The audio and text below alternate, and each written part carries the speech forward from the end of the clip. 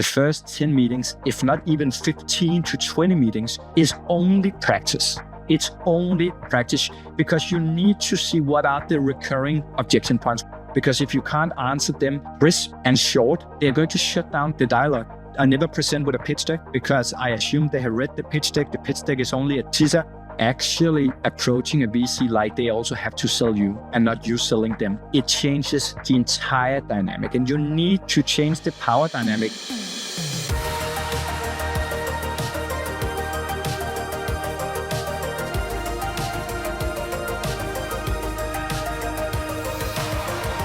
Okay, welcome back. Today's guest, Alexander Wulff, is a fundraising master. He has raised over $20 million, with part of that being an incredible $8 million seed round. He's in Denmark. He's the co-founder and CEO of Scale Up Finance, which is a company that began as a CFO as a service, tech and service for startups, but has evolved into Nume, which is the world's first AI CFO, which I cannot wait to hear about because that sounds like incredibly useful for especially early stage companies who can't afford a CFO. He also wrote a best-selling book at 19, had his first company at just 20 years old, which is absolutely amazing. So he's going to share what investors are really thinking, which I think, is very fascinating. He's got lots of war stories and also plenty of other tactics and strategies so you can get out there and get the funding that you need. So welcome, Alexander. So good to have you. How are you doing today? I'm great. And thank you for having me. It's going to be fun, I hope. Yeah, absolutely. No, this is always fun. It's always fun to talk about this stuff, like, when you're not in the thick of it, right? Sometimes when you're in the thick of it, it can just be like grueling at times. But I appreciate, people like you who are willing to share the stories. So I feel like fundraising in particular, that's just an evergreen topic. I can never go to some kind of event with other founders without us, discussing fundraising for some amount of time. Yeah. Yeah, because it's just such a crazy process. I mean, I think so many it's hard to even describe until you've gone through it, what a roller coaster it can be. So there is a little bit of a badge there, I think, that people wear, having gone through it. 'Cause it's very rarely a simple, quick, easy thing. So tell us a little bit, just expand on your background a little bit. I think it's just so incredible how early you got into this. Like, I started my entrepreneurship game much later, late 20s, early 30s.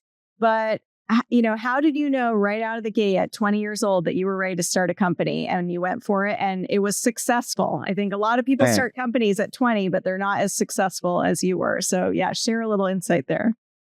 Yeah, well, I also think it came kind of out of the blue because actually all up till I started the first company, I thought I was going the traditional way into corporate, climbing the corporate ladder, and I was trying to do good in school and get a high GPA so I could get one of those very sought after jobs with some of the best employers, but. The very short story is that they got this idea to write a book at right after getting into Copenhagen Business School, and we managed to get a publishing contract and get this book out, even though we were rejected a dozen times. So we were almost about to actually not do it and not pursue this idea. But when we got it out and we proved a lot of these stupid publishers wrong, and even got it out, so it rose to become the number one bestseller in Denmark. Then I was like, holy moly, man! This book here, it came out of it started as an idea, kind of as a vision, and of course it wasn't a company, but that totally changed my entire perspective. Like before that, I didn't even know that there was a thing called entrepreneurship and starting your own company, but after that, I, couldn't look myself back. And then I was like, we need to, me and my co-founders, we needed to do something where we're working for ourselves and working with the ideas that we had. That's amazing. I love it. Yeah, it is. I find it fascinating. It's, I love creating and I always created products, but you're just creating a little machine, these businesses. And I think if you just take the steps and you just build out the machine, and it's just a fascinating process. So tell us a little bit about that first company after the book. So it was a new type of concrete. Is that right? Yeah, And how'd you come up with that? And I want to hear about that because that's fascinating. Yeah, it's probably not the classical kind of company to start when you are a generalist and studying business, right? Everybody thought I was an engineer for 10 years while I was running the company. No, the idea,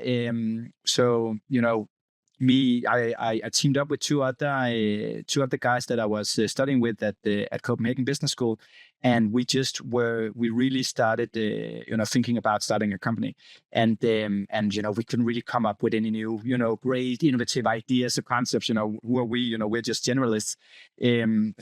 But suddenly we started talking about this innovation, this invention that had been made at the Technical University of Denmark, because one of my co-founders, he knew the professor who had made the invention.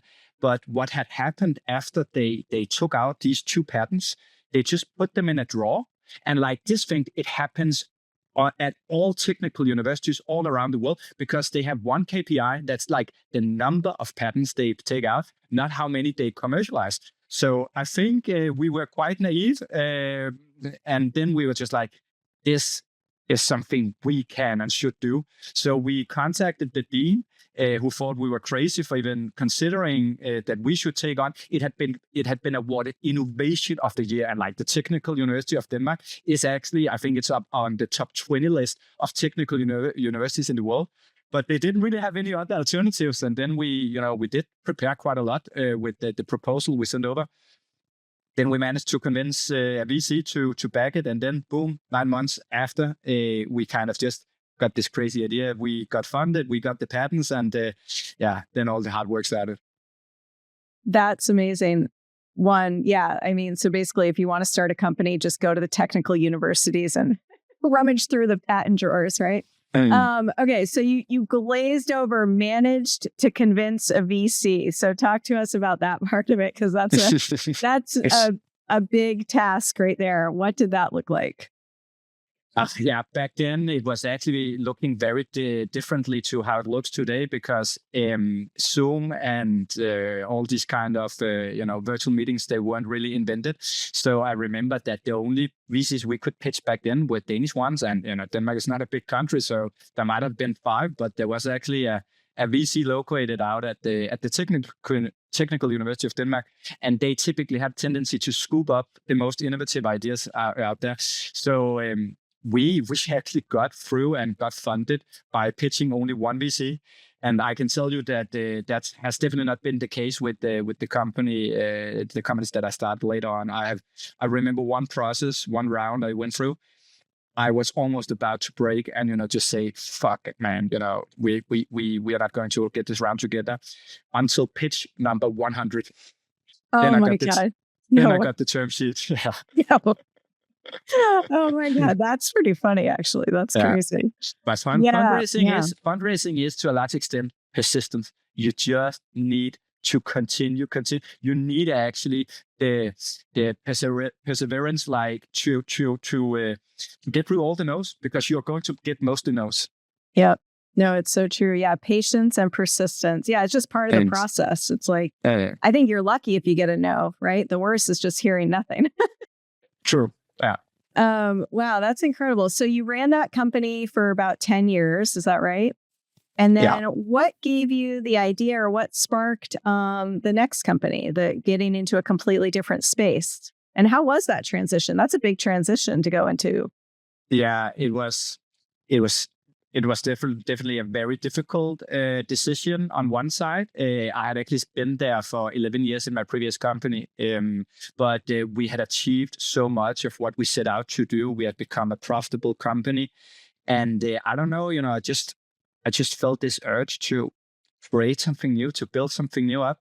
And I started talking to a couple of other serial entrepreneurs in Denmark who had started kind of ideating around this concept that became Scale Up Finance, that the company I'm in today is called. And it resonated so strongly with me, because when I was reflecting back on the last 11 years, financial management, I really considered that one of the biggest pain points, like one of the biggest problems I had encountered, like running my own company. And then it dawned on me that every single time I met up with other founders, it was just always people were just talking about how annoying it was and how big a pain it also was for them. And we're all joking about these monster of spreadsheets that we had all built up, each and every one of us, and it was manual and error prone. So the further the more we talked about it, the more I was like, this is one of, I really considered one of the biggest pain points for SMEs. And I just like to solve big, hard, complex problems. Yeah. And so suddenly, I made the decision over a weekend. Called up my previous co-founder, said, I need to jump ship. I need to do something new. And then we figured stuff out, and I exited my share. So he's actually still running it. Yeah. But it was a good, smooth transition. I also think 11 years in the same company, and these days is I consider almost a lifetime. When you see how long people generally stay in the same companies. Yeah, no, I love that. I think life is too short to not pivot if you're feeling like you want to, like, why not? And so real quick, so let's go back to, and then you've raised money for this company. Is that correct? Yeah, I think over the last 15 years, I've probably been through 6 or 7 different funding rounds. Okay. 2 or 3 in the last company, and then 3 here in Scalar Finance. And all VCs, or any just kind of private, angel type investors, or? Some have been pure play VCs, but the last ones here in Scalar Finance have been a combination of angels and VCs, but the angels have been a very small part. So it's been more strategic angels that we've taken on board. Yeah, that makes sense. Okay. So let's talk a little bit about, that process of pitching investors. I think, you mentioned in Denmark, some going to a VC initially who is very specifically looking for those, technical type products like you had in the beginning. It was a good fit. So for the second company, how did you start? Obviously, you built up a network over, that 10 years. That's helpful. But if you had to pitch 100, you're still getting even someone after being through what you had done for 10 years, you're still going out and pitching and getting no's. How much do you think, or I guess a better question is, how were you looking for investors that would be a good fit, and any advice for people on that? Because I think that's such an important part. It's half the battle is finding the right investor to pitch, that aligns. 100%. So when we started Scale Up, me and my 2 co-founders, we actually funded the journey for the first year because we had all done various exits. So it wasn't until 1 year into the journey to okay, we need to go out and raise some VC. And it was a jump for me because before that, I'd been more in the deep tech space, so my network were deep tech kind of VCs. So I actually had to go in completely without a network, I'd say, on the VC front. But what I typically advise most people going out raising money is explore your network, because you do need warm intros. I also think you need to do a lot of things at the same time and in parallel. You also need to try to reach out cold. Nobody can skip that phase. It's just a lot of cold outreach is not. It's not as successful as if you get warm intros. And I can tell you how it actually worked for me when we started the company. So we were located, our offices, in this kind of in this building where there were 6 or 7 other startups and a lot of other fintech startups. And there was this guy who just raised a 5 million seed round, a quarter before we started. So I chatted a bit with him, and he had a list of 100 VCs he just talked to, most of them fintech. He gave me the list and he said, Alex, you can basically just, pick and choose on this list, and I'll be happy to make you an intro. So of course that was really, a very good starting point. But the really nice thing was that I think I only asked him to make me 10, maybe 15 intros. And then after I got started, I actually managed to build up warm intros just from those. And then, I also had some other network that I got started. But I remember this one VC I was talking to, and she was really hyped and very interested in what we were doing, but said that we were a bit too early stage, which a lot of VCs tell you when they're not interested. But she was genuinely interested and said I'd be happy to help you, because I, you are just too early stage. And then on the back of that, she made me 10 additional intros. And like this was from a VC to another VC, right? So that counts for something. So I actually don't think I ever had to do real cold outreach. And then when you get the flywheel going, the nice thing is that, VCs did, their job is basically to find great companies, and they need to find them before other VCs get their hands on them. So once you get on the radar, you will get a lot of reach out. At least, I think I almost get 3 to 4. I have 3 or 4 VCs reaching out to me every single week. So after the first round, I have almost never done any kind of reach out, because there's so much inbound in a way. But it's very different from company to company and stage to stage. Right now I know I'm in a pretty fortunate situation. I have also been in a situation where, you had to muscle yourself through, and, you couldn't just rest on your laurels, and so you need to be prepared to do the hard work and do cold outreach. But if you want to do smarter, then, do everything you can to see who in your network can help you. And it doesn't need to be a lot, because as I just said, sometimes you can get these multiplier effects. Yeah, I totally agree. I think it's the good old fashioned networking. I mean, that's what's worked for me. And it's not a straightforward process, like just looking them up online and sending an email. It takes a little more effort, but it really is what works. I totally agree. It's the harder but more effective approach. I remember I was chatting to a VC at this event, and then I was I was poking a bit, and then I said, okay, I have now seen so many VC websites where it says, this is our contact email or our contact form. Yeah, you can just submit your pitch deck. And I said, okay, just between you and me, have you ever funded a company that reached out on this contact form? And he said, no, now that you're asking, I don't think I can ever think of anybody. And that's why you need to work hard for the warm intros. Yeah. Wow. That's like gold right there. That says a lot.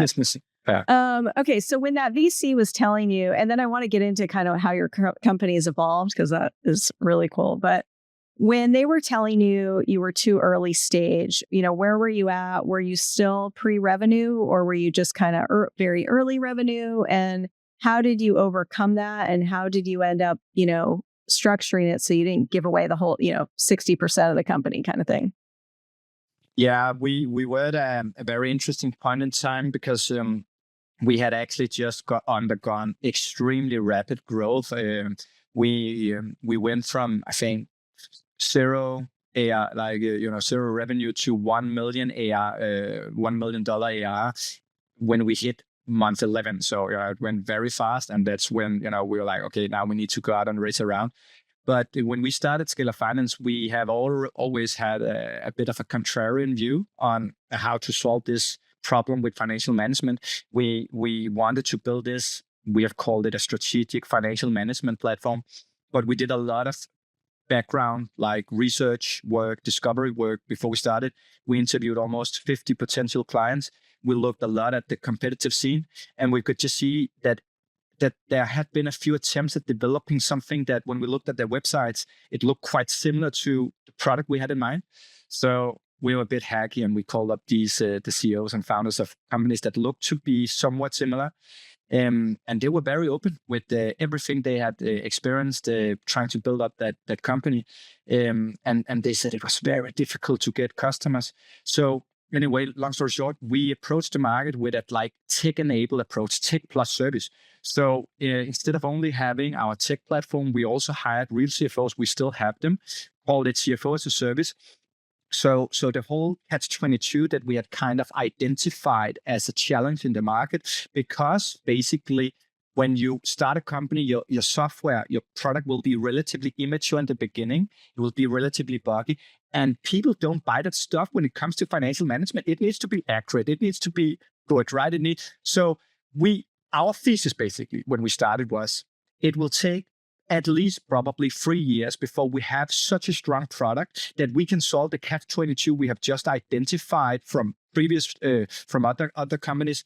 So we were inspired by Palantir, who have to some extent done the same. Even though everybody's hyping Palantir today, I can tell you 4 years ago, the articles I was reading about them and the research we did on them, everybody called them a glorified consultancy company, and they had gross margins of 20%, but they had this like forward deployed engineers model. So they actually had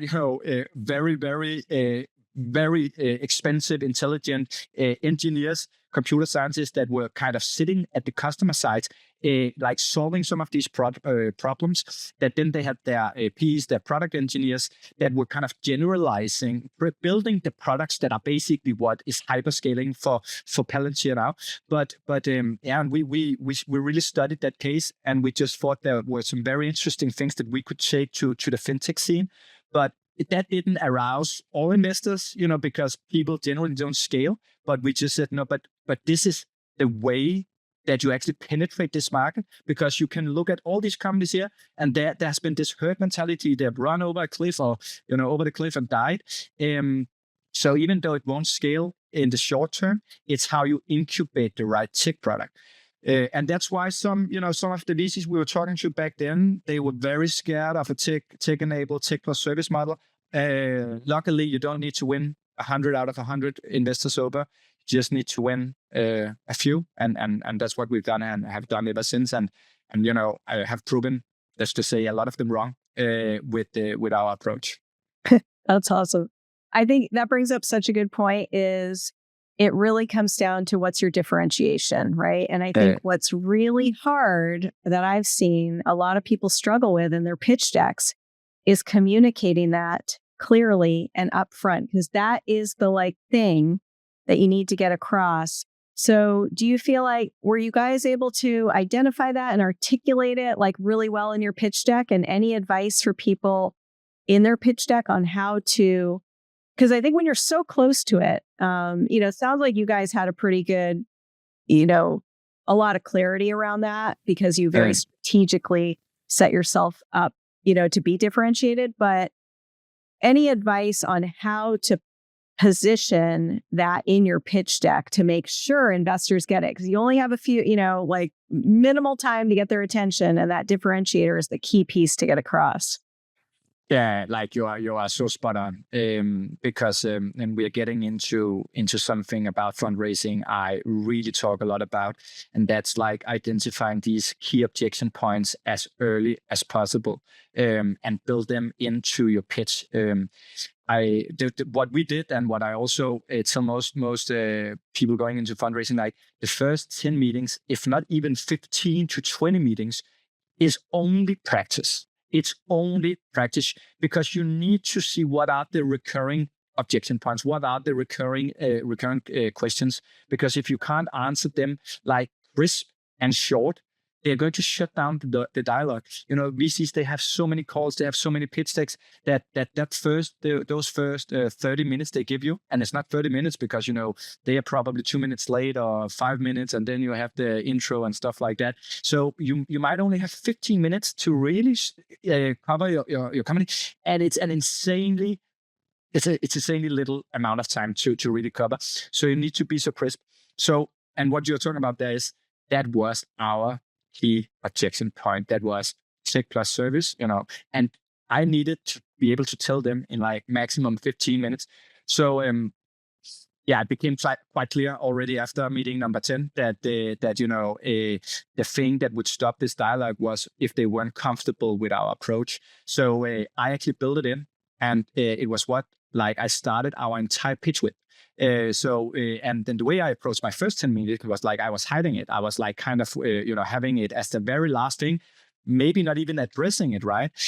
But that was wrong. That was a challenge. So what I did was, and what I typically do, I never present with a pitch deck, because I assume they have read the pitch deck. The pitch deck is only a teaser. I don't want to be sitting there looking like a school kid, just going through my exam project or something like that. I want to use those 15 minutes explaining them everything that is not evident from the pitch deck.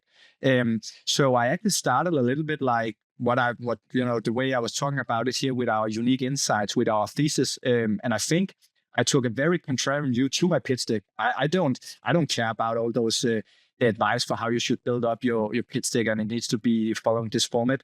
I think if you have your story, there's some things you need to answer in your pitch deck. But for example, I started my second slide after the cover by laying out what I said. These are our 3 theses. And then I was just, and then I actually was talking about them and saying, so that's why this is our model, and this is then how we're going to scale it over the coming years. And that was the turning point in the fundraise. And everybody, all startups, they have different key objection points. The most important thing is that you cover them, especially because when you end the call. And if something is unclear and they talk to their partner committee, the partner group, or they talk to some of the colleagues and they ask them, the person that was in the meeting about something and it's unclear, there is such a high chance they will just close down the dialogue.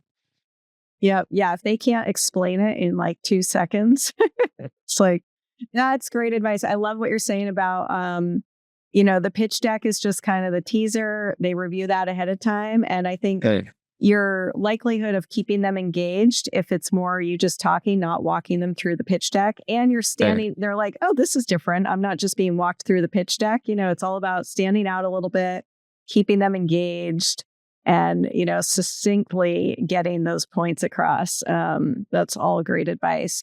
So tell us a little bit about the new version of your company. I am having a new AI aha like every day, I'm sure. And I'm not in the AI space. So just as a user, it's incredible. And I totally agree with you. I think, that CFO, before you're ready for a CFO, meeting a CFO is so important, but balancing how much you spend on that and all that good stuff. So tell us a little bit about where you have evolved too. Yeah, so I don't, typically the nice thing about Scalar Finance is I typically don't need to explain the problem too much because everybody knows it's a huge problem. But maybe just to expand a bit further to really understand why it is so big, we have some data on this, and it shows that it's around 90% of all SMEs and startups that are below 50 employees, they don't have a CFO, and there's 2 reasons. You can't afford one. It's simply too expensive to spend so much money on a back office administrative function when you have 2 priorities. It's building product and it's making sure you sell it. But also, and this is equally important, you don't have enough financial tasks in your company to really justify even hiring a full-time. So that just means what it really means is that in 90% of cases, the CFO in these small companies is de facto the founder CEO. And then these people, they don't have a financial background and they have been screaming for help for decades without getting it. And that's why it is, I would claim that if you go out and talk to, 100 SMEs or startups that are, in the 5 to 70 employee bracket, and you ask them, what's the top 3 biggest pain points when you go to work every week? Like, what's really not working well? Like, I would say, I would claim at least 9% of them will say financial management. So the amazing thing is that we when we started Scale Up with this Tech Plus service and we were incubating this product, our platform, we always knew that we wanted to build in AI. We had some different ideas, but then the LLMs came and, suddenly it became very real. And all the ideas we probably had back then, it became something new. So we had this big moment in the company approximately a year ago, right after it was actually we consider Claude 3.5 Sonnet kind of an inflection point for a lot of and I know that for a lot of other AI startups it's kind of the same, because once we started working with Claude 3.5 Sonnet, there were a lot of the POCs that we had been trying to build and testing, experimenting with that didn't work before. That suddenly, okay, now it has reached and kind of an intelligence level where we can then we can do this and this and this. And in 1 month, suddenly we went from having 4 working POCs where when we gave the same task to some of our CFOs, already our POCs were doing better on a lot of different parameters. It was such an eye-opening moment that we decided to take a 1 week leadership offsite because we were just looking at it like this. We have two scenarios right now. We have actually been building on this SaaS platform now for 3 years, and we have come really, really far in terms of making it very easy to use, very intuitive, which is the key to winning SMEs. You need fast onboarding and very intuitive, not kind of that enterprise stuff that that people make there.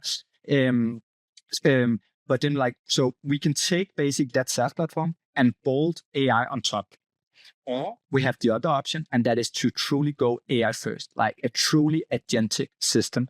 And the first session on this offsite, we were discussing okay, which direction do we take? I think it took us 10 minutes to decide. We are going AI first now. The mental model we were using was, what do we believe? What's our thesis? What's the winning product going to look like in our category 5 years from now? Like 100%. So it would have been much easier for us to just bolt AI on top of our existing SaaS, but that coding base, that SaaS product would just very fast start kind of restricting us leveraging the full power of AI.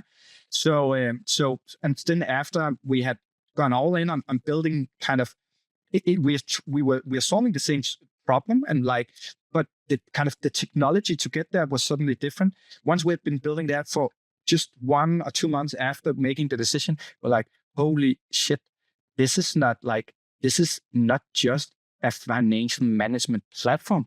This is actually an AI CFO. It responds like a real CFO. It can do much more than what SaaS could ever do.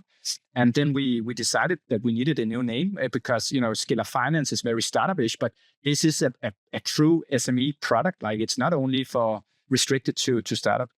Yeah, so it's been a fun journey and an exciting journey, and it's just getting more and more exciting every week, I'd say. It is so trippy. The AI thing is just absolutely crazy. I heard a podcast, I can't remember which one it was, last week, where the guy was interviewing ChatGPT, and it was just like, oh, that's crazy. And then we got it. So 2 things I want to point out there. I think if you're listening, rewind and listen to how passionately Alexander is talking about what could be considered a boring category, right? I mean, seriously, you hear when you first started talking about the problem and the passion that you're conveying, that is the passion you need to convey in your investor pitches, right? Because it's CFO, finance, that can be considered kind of a boring topic, but you just made it oh my God, this is so needed, So I think that passion coming through is super important. It's actually funny, Jayla. I was chatting to an American VC actually many years ago who told me the story. I don't know if it's true or not, but he said that he told me after a meeting where he also said I was very expressive or passionate or whatever. He said that's a good thing because Alex, we inside our VC we have what we call the founder craziness scale. So we rate each founder on how crazy they really are. And he said the crazier the better, because which average Joe is going to change the world and build the next unicorn. After I heard that, I'd say once I go on into a conversation with a VC, I'm very aware of it. I actually just turn it up a notch, So I'm Alex, as I always is. But when I go into a chat with a VC, I'm very aware of the fact that, of course, you should not be crazy just to be crazy, right? That's the right level of craziness. But you do need to you need to put yourself in the VC shoe. And they're trying to find the next person to back, the next unicorn company to back. And typically, it's probably not what appears to be very average-ish.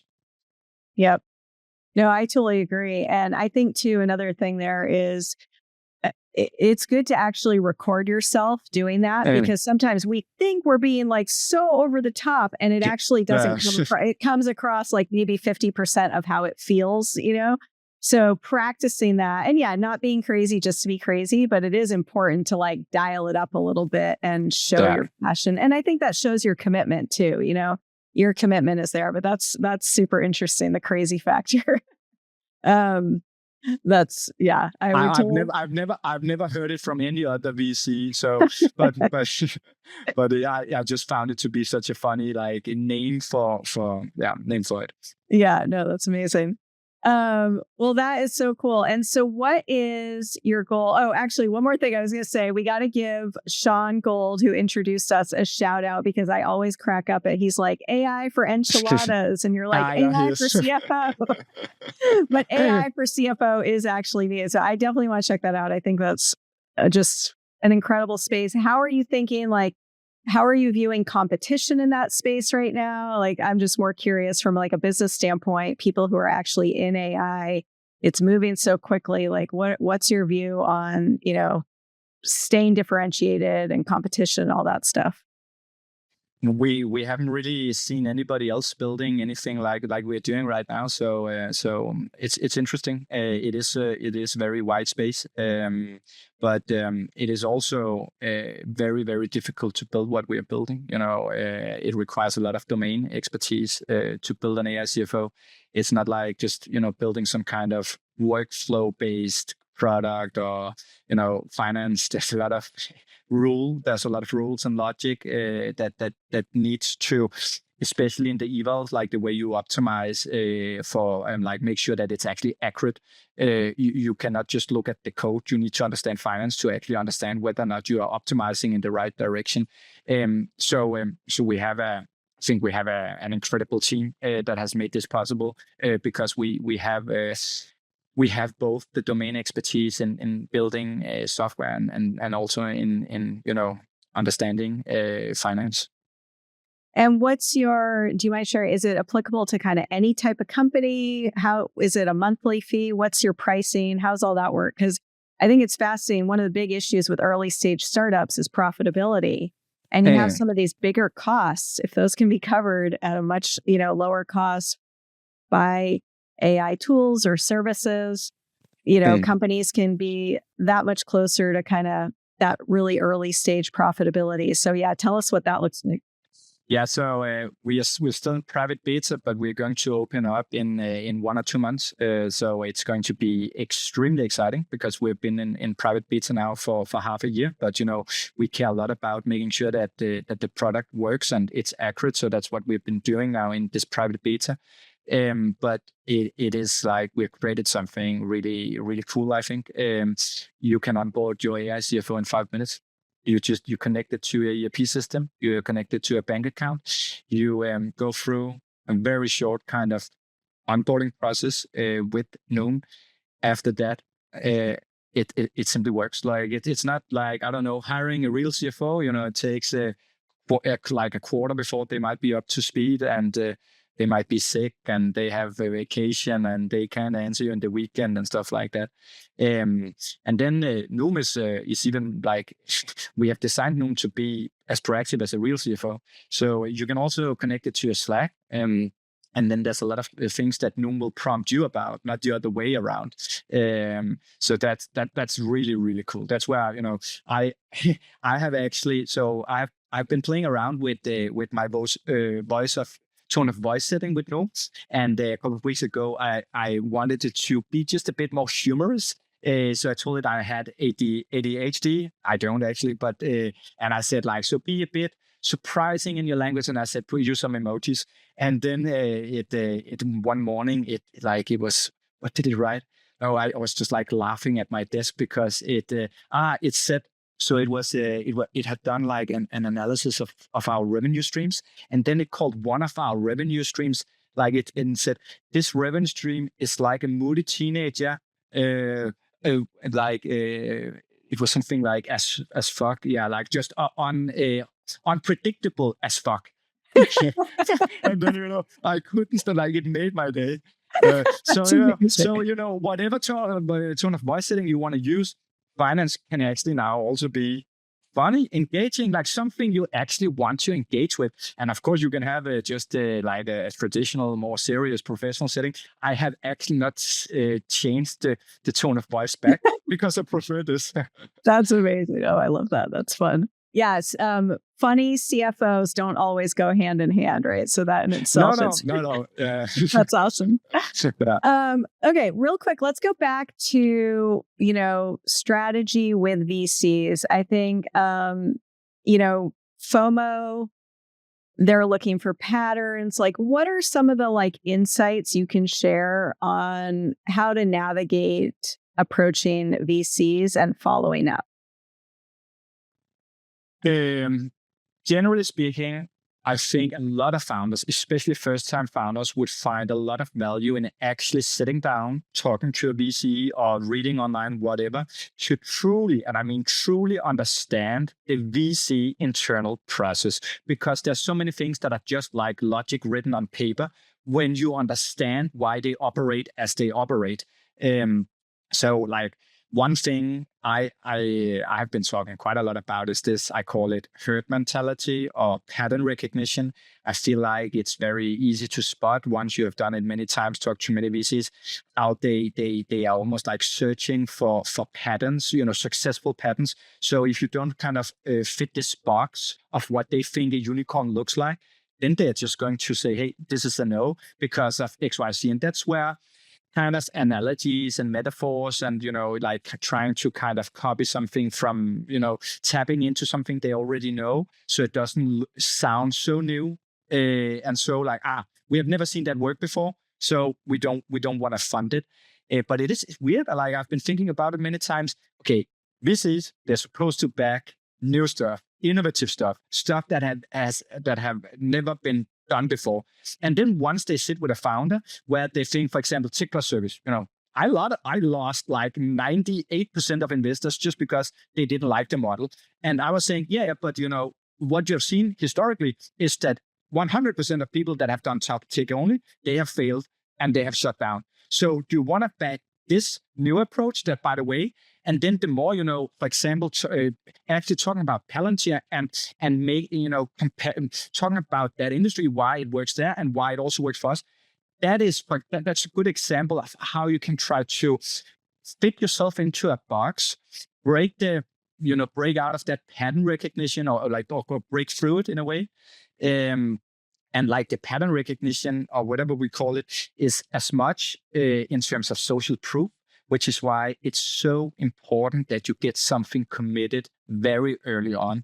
I think I read this on LinkedIn just yesterday. Somebody, I think he had been a former VC or working in a VC. He said it was surprising even to him how many times he had been sitting in a meeting where they were supposed or where they were making a decision. And, after lots of many discussions, somebody just said, by the way, who else is into this round?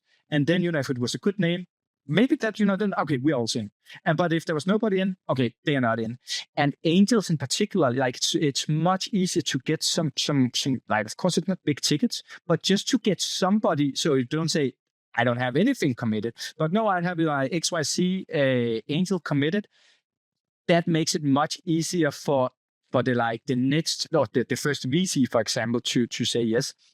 Because there is a famous saying, and that is, everybody wants to be the first second, not the first one. Yeah, exactly.